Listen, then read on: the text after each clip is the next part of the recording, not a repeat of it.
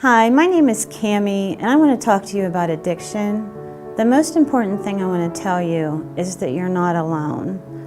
Whether you're a person in addiction or a loved one of someone in addiction, a mom, a grandmother that's keeping your loved one's children while they go through treatment, or just a friend of someone that has substance abuse disorders, we are available to help you at the Drug and Alcohol Commission. We have 37 employees in our agency between our 3 counties of Armstrong, Indiana, and Clarion. And we're there to help guide you to the appropriate support, treatment, guidance that you need. So if someone in your family has a substance abuse issue or a friend, please feel free to call one of our offices. We have an office in each county staffed with case managers and certified recovery specialists who are people themselves in long-term recovery that have often been in the same situation that you may be in. We also have family members. There are family support groups available in the counties that family members can turn to, and they need to do that. But we want you to know that we're there to help you in whatever help you may need, whether it's if you're in early recovery and you're looking for a job, or if you're contemplating recovery and not sure if you want to go to treatment or not.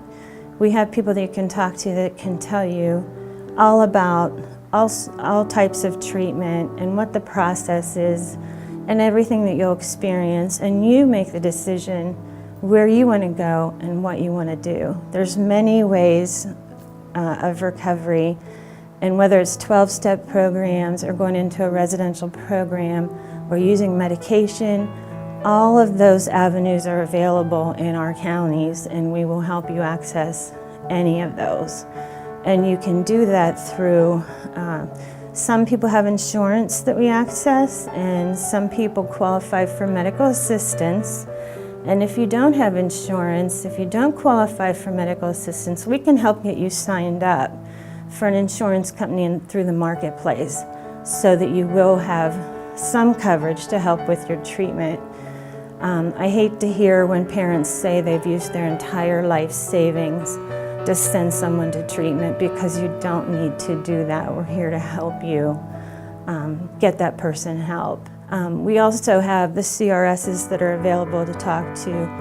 And if you go through an overdose, it's very important, if you have someone in your family that's using opioids, to have a Narcan kit available. And we give those away free of charge. All you have to do is go through a 15-minute online training, which prints out a certificate. You bring the certificate to us, and we will give you a free box of Narcan that has 2 doses in each box. The other thing that you can do, if you don't know how to get on the internet or not sure how to do this, you can come into our office, and we have people that will sit with you on the internet and go through the training with you and get you a certificate and give you the Narcan right there on the spot. There's no charge at all for those services. We want to get the Narcan kits in your hands so that if something happens, you're going to have it close by to bring that person back from a fatal overdose, so that there's not a fatality and they can revive that person. That's one of the most important things that we're trying to get out there. Is we can't treat you if you're not alive. So we've got to have that Narcan used first. And then what happens if you overdose and you're taken to the hospital? We have staff that are stationed in the hospital that are called the Addiction Recovery Mobile Outreach Team. We call it ARMOT for short, that will see you at the hospital. We're there almost 12 hours a day, and on Saturdays and Sundays, and the hospital staff will make a referral to us. And if you agree to see us in the emergency room or on any of the floors, if you're in intensive care, one of our staff will come and see you and do an assessment and get you directly from the emergency room into a treatment facility. So that's been a very popular thing that has happened. Right now, our average rate in our 3 counties of people that agree to see us, 73% of the people are going directly from the hospital into treatment, into a treatment center. So that is a huge success rate that we're having in our counties. And in return, we're seeing a drop in fatal overdoses. In 2017, we had a 28% drop in Indiana County. And so far this year, it looks like we're even going to have a lower decrease of possibly another 50%. So we feel there's a lot of programs out there that are going on that are working if we all work together. And that person in sobriety, in addiction, this didn't happen overnight. That person didn't get addicted overnight or didn't suffer a lot of problems or try some type of drug and they were addicted overnight. This is usually a long process until they get to the point where they need our help. And they're not going to get into recovery in a day or in 14 days of treatment. It's going to take a long time. It's a process. Relapse can happen and usually does. It's a part of reaching sobriety. And so we're there to help you through that whole process. And whether it takes 2 times for someone to go to treatment or 10 times for them to go to treatment, we will send them to treatment because we never know which time it's going to really work for that person. And then we try to follow them through the continuum of care through each level down to outpatient to the point that they won't need counseling anymore, or they can just use our certified recovery specialists to help them in their recovery. So you really don't have to go to a formalized treatment. The last thing I want to talk about is stigma. For years and years, we've been fighting stigma in all areas of the country for people that abuse drugs and alcohol. People usually are police officers, medical personnel, EMTs, nurses. A lot of those people see the person in substance abuse disorders at their worst possible time of their entire lives. And sometimes that's the impression that they take with them of people that use drugs.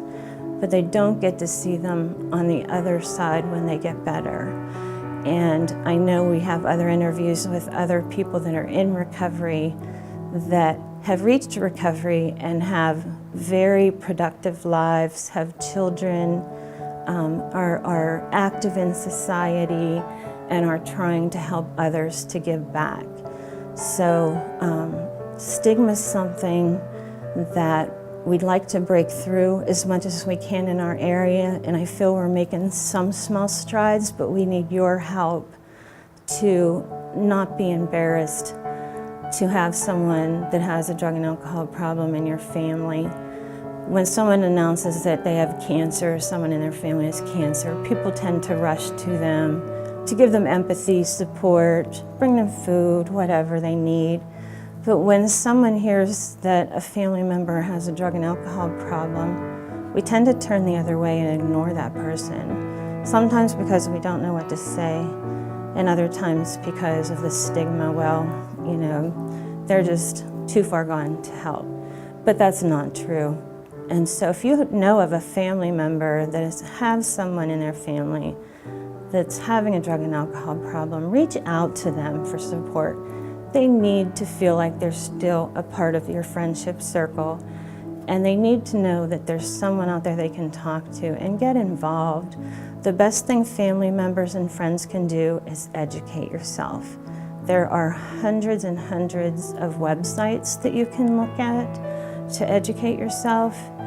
And one last thing, let us be the generation that ends stigma for drug and alcohol abuse. Please help us do that. Please get involved. Please educate yourself. Come to functions around drug and alcohol recovery and see if there are volunteer opportunities that you can do. Thank you for listening to me, and I hope that this helps you.